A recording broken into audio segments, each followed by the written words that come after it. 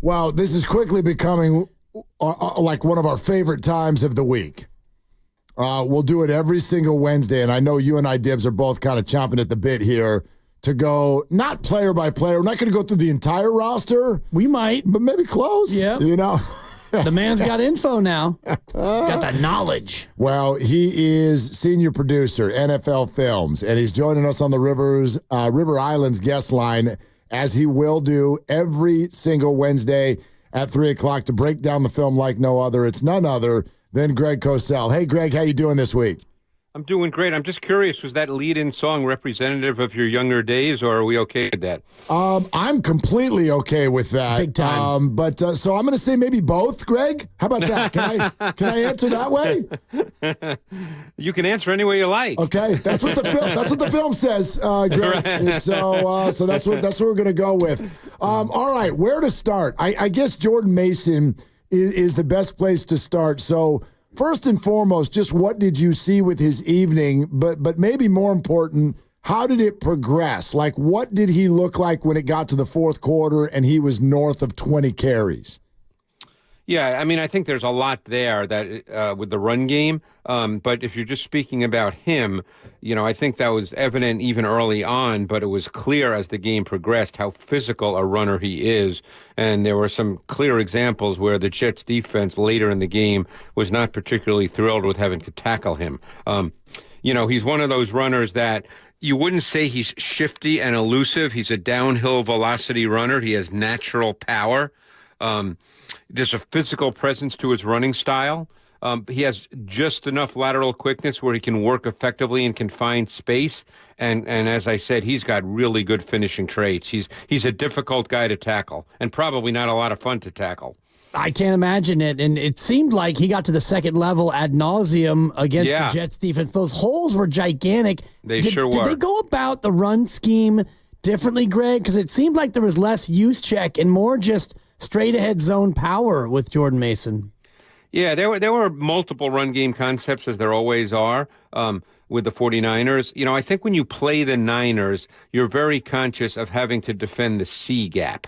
That's where, so people can kind of visualize that, right next to the center, the offensive center is the A gap. You go over one, it's the B gap. You go over one more, it's the C gap. That's kind of where their run game is foundationally built. But obviously they do more than that.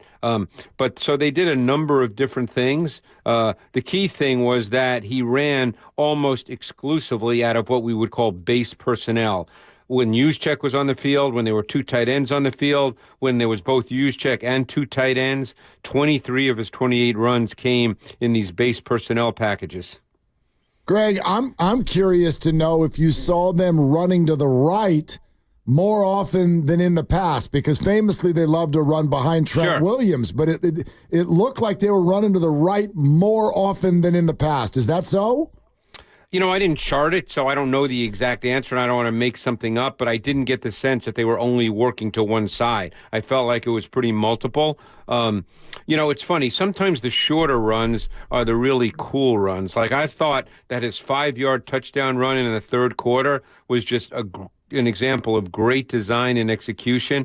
I thought that you had an unbelievable double team by the center, Brendel, and Banks, the left guard, and it was on Quinnen Williams, who's obviously a really good player. I loved the way Kittle inserted as a lead blocker on the stacked linebacker Mosley, and then Samuel came in from the right side of the formation and kind of cracked back on the safety Clark. I thought, that was just one of those runs. Obviously, it was a touchdown, but it wasn't a long run necessarily. But it was just beautifully designed and executed. Just a clinic in the run game. And I can't help but get my eyes on Dominic Puni over there in the right guard making his first start. What did you see on the film from Dominic? Yeah, he looked really good. I didn't, to be honest with you, I didn't watch a ton of preseason football. I'm being honest, it's not my favorite thing. But that's good honesty. I thought that he showed early in the game and then throughout the game both strength as a run blocker. I thought he was good at one-on-one pass protection. There's two blocks that in the run game, more than two, but two that you have to be able to execute in the NFL, or as a guard in particular, or you're not going to be a starting guard. One is the backside cutoff block. So if the zone run game goes away from you, you have to be able to execute the backside cutoff block. Then in the zone run game, when it goes to your side, you have to be able to execute the front side reach block. In other words, the reach block is a case where the player is just outside of you, and you have to get outside of him to seal him to the inside. Those are two blocks that you have to be able to execute, one on the backside, one on the front side, and I thought that he did that very well in this game. And he's going to have to continue to do it well. Senior producer, NFL Films, Greg Cosell, is with us here on Willard and Dibs, as he will be every single Wednesday afternoon on 95.7 The Game. Greg, people for a while now have been running out of questions to ask about Brock Purdy, but one of the ones that was still remaining was, boy, I wonder what he would look like without Christian McCaffrey. So, Greg, what did he look like without Christian McCaffrey? Well, I mean, to me, those two things are mutually exclusive. I mean, obviously, McCaffrey's a great player, but I mean, when Purdy has to drop back and throw a ball, that's not necessarily a function of Christian McCaffrey. I thought Purdy was kind of Purdy. He was efficient. He made good throws. He's got enough movement that he can move around and make plays. Look, I don't know if we discussed this last week. I can't remember. I'm old, guys. I can't remember what we discussed last week. But Purdy is the scheme and the system and Purdy's ability to execute it at a high level all go together. And, there's some great examples of that. Kittle, the 26-yarder to start the second quarter field goal drive, was a beautifully designed, what we call a flood concept. It's a 3-level stretch concept. Kittle ran the intermediate route. Beautiful design. I'm sure you guys remember Juszczyk's 34-yard reception, which was a Kyle Shanahan classic, because what he likes to do is put a second-level defender who has both a run and a pass responsibility. He likes to put that player in conflict, and that's exactly what he did on the Juszczyk 34-yard reception. That was beautiful design. When I saw that play on the coaching tape, I got excited. That's what I love about football. But Purdy just executes what he's asked to execute at a really high level, and I think people lose sight of how difficult that is to do, play after play after play, week after week after week, and they view him, well, he's just running a great system. That's really hard to do, and he does it at a really high level.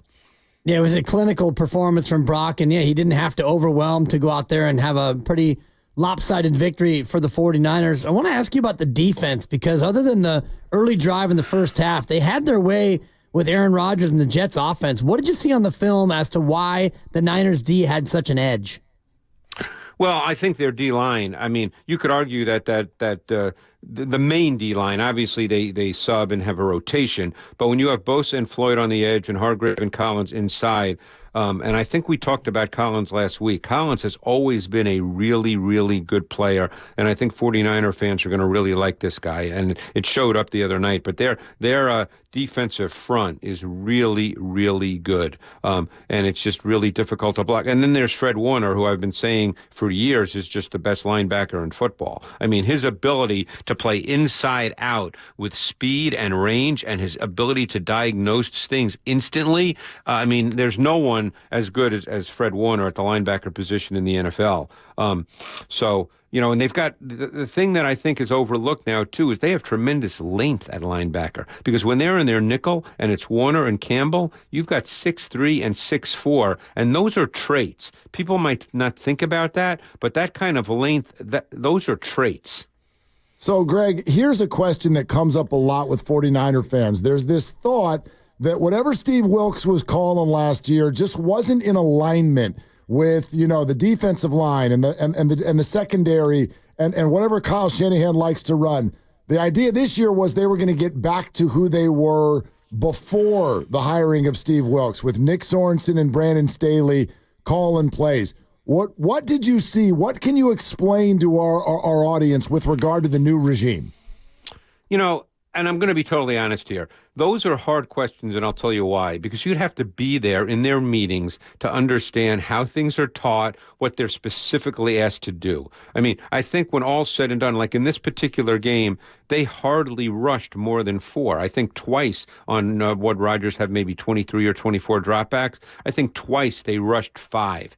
My guess is that this is going to be a defense that's going to rely predominantly on on the 4-man pass rush. Now, there are things they do in third down and sort of pure pass situations with what we call loaded fronts, where they line up 3 defensive linemen to one side of the center. Often Fred Warner will walk up to the guard opposite that load side, and they'll do some pressure schemes from that. But I think this is going to be a defense that relies a lot on the 4-man pass rush, as long as it's being effective, and most weeks it will be. There's always some weeks, that things don't work exactly the right way. I think from a coverage perspective, we saw in this game multiple coverage concepts on third down out of their nickel. They don't play dime. They're a nickel sub defense. We saw cover 2, cover 1, cover 3. I think you'll see these kinds of things depending on the opponent. By NFL standards,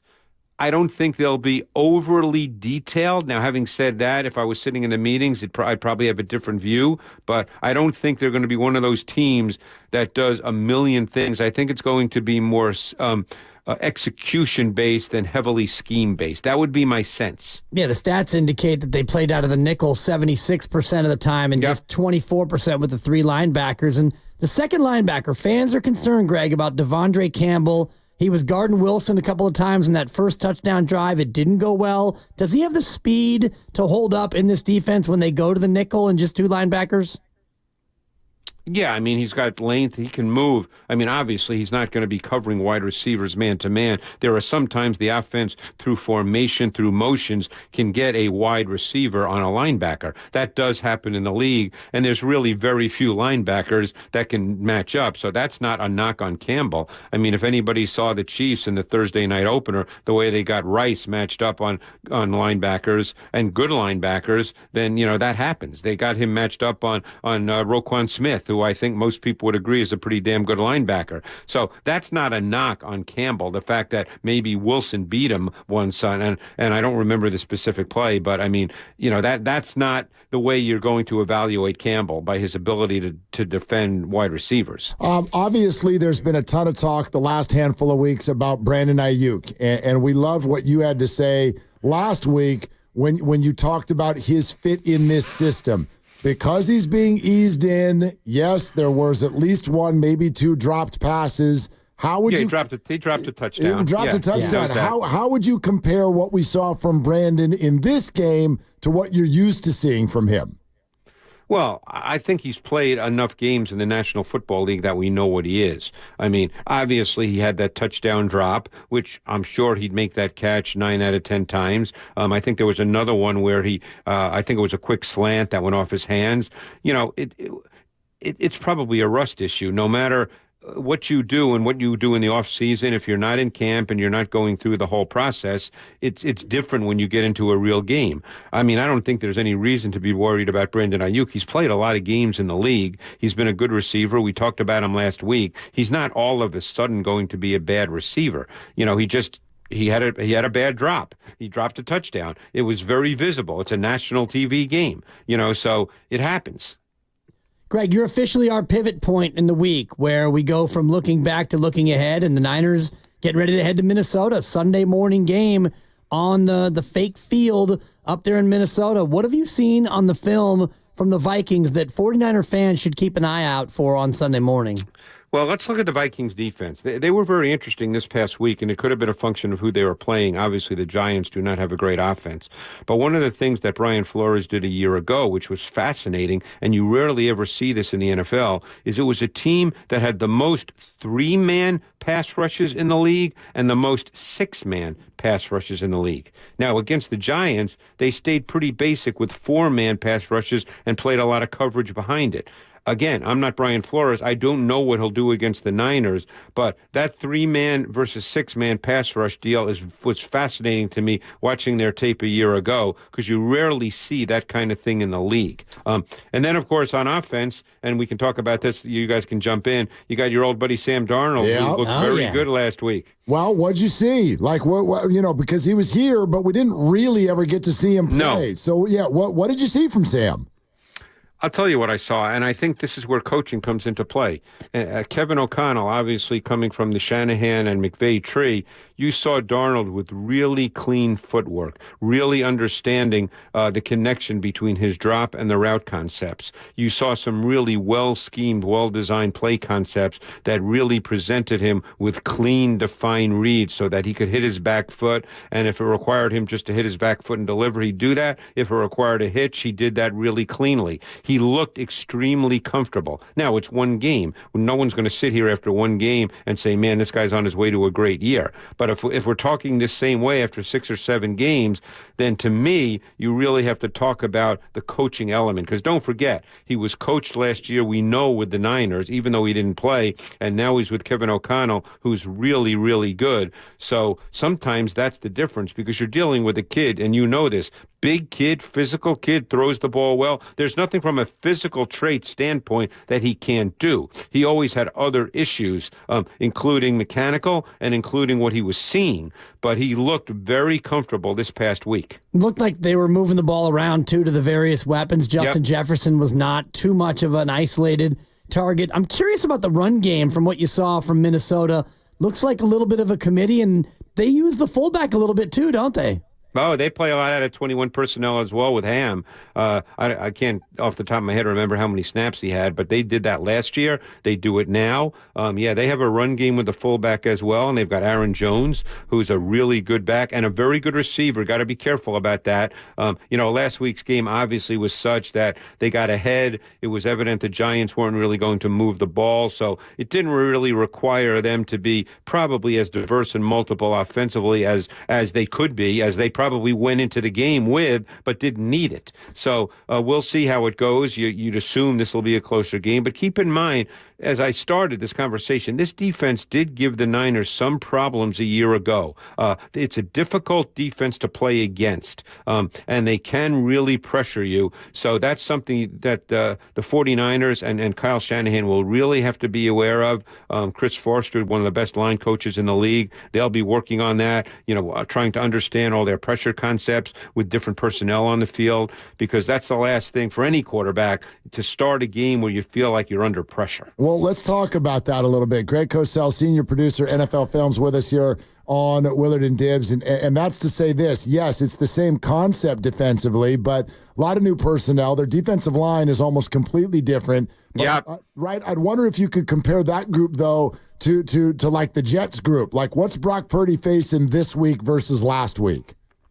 I think he's facing a lot more diversity in pressure concepts. The Jets are not really a high-pressure defense, and when they are, their particular concepts are, I don't want to say they're basic, that's not the right word, but they're not. They don't have a ton of them, whereas Minnesota has a lot of different looks. Minnesota often lines up with 6 or 7 on the ball, on the line of scrimmage, so you don't know who's coming, who's dropping out. They make it difficult to try to figure that out, because you have to make sure you protect. You can't just say, well, I think that guy's going to drop out. You can't do that. So you have to, protection becomes a really critical issue. Protection first. You don't have a pass game if you don't have protection. And Minnesota with a couple of really vaunted players in the secondary, Stephon Gilmore, and they got Harrison Smith. How do you like those matchups, Minnesota's secondary against the likes of Debo, and assuming Brandon Aiyuk can play more, Brandon Aiyuk?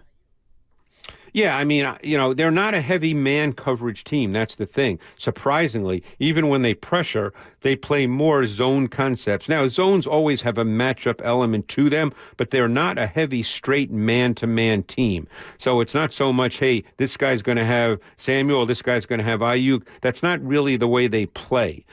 So we'll see how it plays out. Obviously, they've got some different players. They signed Van Ginkel, who's a really good player from Miami.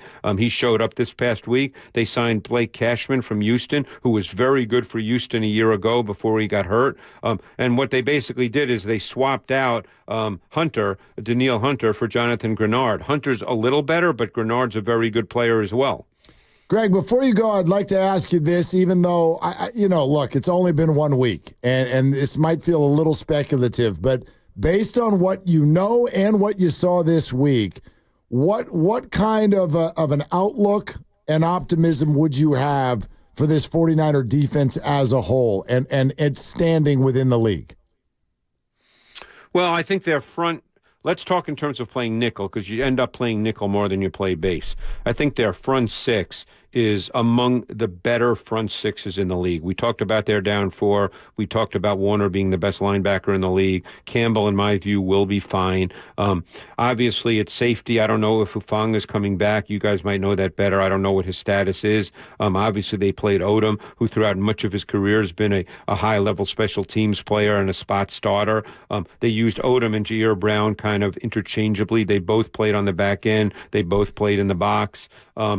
Ward's a really good corner. The question becomes the other two corner spots. When they're in nickel, Lenoir goes into the slot, and they played Yodom on the outside. I don't know if that's going to stay all year. I don't know what their feeling is about Renardo Green. He's a player I really liked coming out of Florida State. Florida State was a man-heavy defense, played a ton of press man, and I really loved Green. I don't know how he did through training camp, so I can't answer that. But I think that's where – I don't want to call it a concern. I would just say that's what we'll be looking at to see how that plays out when they play against really good passing offenses and really good receivers. Greg, we're going to do it every Wednesday, and you just showed everybody why. Fantastic stuff. Thank you so much. Appreciate it, guys. Thanks. Look forward to it next week. Yeah, indeed. So do we. That's Greg freaking Cosell right there. Senior producer, NFL Dang Films. Dropping knowledge. Woo! Greg, you may want to pick that up. You just dropped some knowledge over there.